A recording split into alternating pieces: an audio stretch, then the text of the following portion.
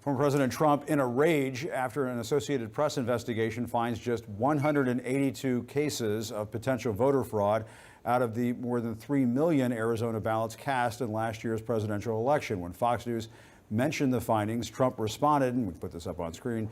Fox News and other media outlets incorrectly side with the outdated and terrible Maricopa County Election Board to report no fraud found in the presidential election. They spew the gross misinformation purposely put out by the county and the Associated Press. Just as a reminder, Trump lost Arizona by nearly 11,000 votes, fair and square. And here to discuss it is Republican strategist and CNN political commentator Alice Stewart and former Fox News politics editor Chris Stirewalt. Chris, you might recall you were the one who led the Fox decision desk to call Arizona for Biden on election night. Most other outlets, including CNN, waited 9 days to make the call. You ultimately were fired by Fox. That is true. Do you still defend the decision to call Arizona when you did for Arizona, for Biden? And what do you make of, what we've been hearing from the former president, what's happening out in Arizona right now? You must have a lot of thoughts on this. Well, the first thing is I didn't lead it. Bill Salmon, my boss, led it. Yeah. And there were many great nerds, my fellow nerds, who we were the best decision desk in the business for 10 years. We have a great one here, too, but I think ours is the best. No question. And I love Harry Enton, and much love for my friend Harry, but we were the best. And the call in Arizona was, I've heard it described a lot of different ways, but what it ultimately was accurate, and what it ultimately was first. And I understand why Donald Trump's experience with the Arizona call was difficult for him, because it disrupted a narrative that he was trying to put into place that night. They were going to claim victory, and you remember he gave this sort of a dirge of a victory speech on election night in the Brady Room. Came out and said, "We've won."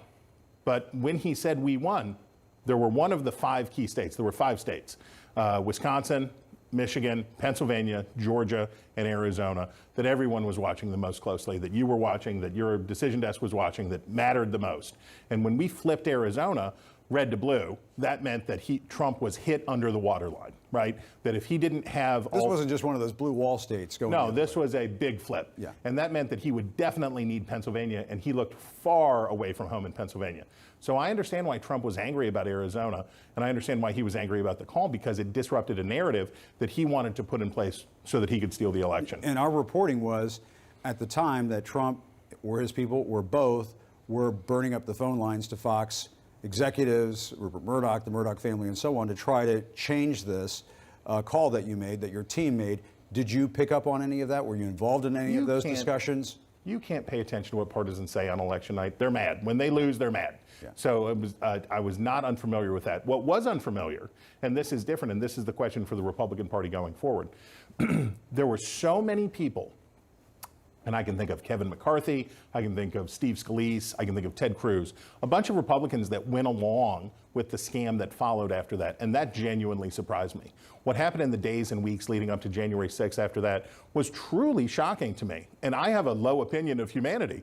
And what they did and how they acted to try to help Trump and abet Trump in this stuff when they knew better was genuinely surprising to me. If the Republican Party can't acknowledge that they lost the 2020 presidential election, and move on to do the things that they have to do in order to win in 2024, this will be a boat anchor around their necks for a decade to come. And it's going to make it even more maddening for election teams that you used to work on to call these kinds of races, Alice. I mean, the GOP is still not done with this paranoid delusion that they can upend the Arizona results. No, and it probably won't ever happen. Let me just say this about Chris Stirewalt. Don't be mistaken by his lighthearted demeanor and his good nature. If he says something, it is factually accurate. If he gives you a result of an election, you can take that to the bank. And I think that's really important to know. He probably didn't like to say the results of those elections simply because of, the narrative that was going on at the time. But if he says it is true. And you can look at Arizona, and clearly this was a state that the Trump campaign thought they were going to win. But you have to look at the bigger picture.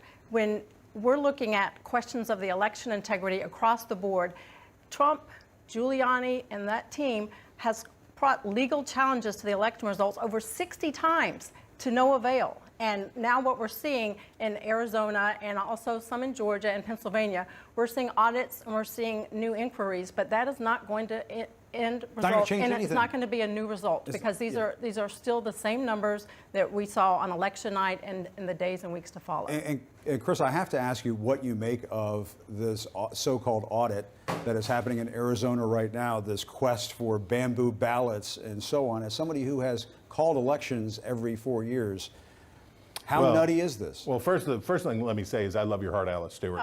Oh, but the truth is that this is a dangerous delusion for Republicans.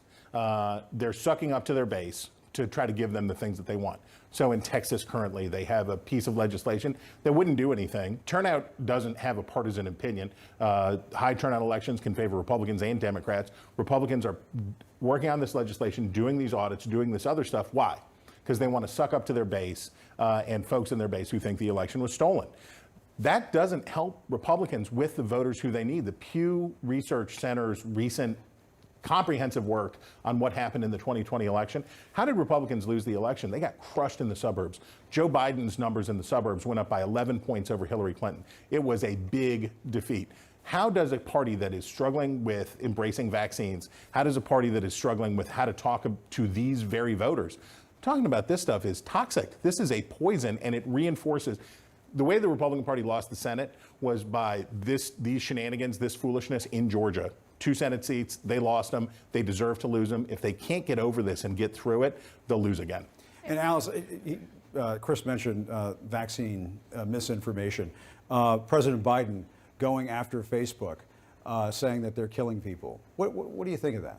Look, I think we need to take the politics out of this pandemic and realize this is a health issue, this is a health care issue, and we should, from the very beginning, the masks should not have been political. They should have just been taken as our health experts told us to do. And I think it's really important that we stick to the facts here. And what our health experts are saying is that not only if you get a vaccine does it help you in terms of your health, you also don't have to wear a mask. And a lot of people don't like to wear masks. And I spoke with living in Arkansas for many years, there's the question about a lot of these red states that have discouraged people from mask wearing and vaccines. But there's also another notion that's going on. I talked with Mayor Frank Scott in Little Rock today, and he says we need to get the message out, not just to Republican voters, but to rural people in the rural areas of this country who are hesitant for vaccines, just from the standpoint of they don't like the government to tell them what to do, and Black Americans are concerned about the history with vaccines. So we need to just educate people,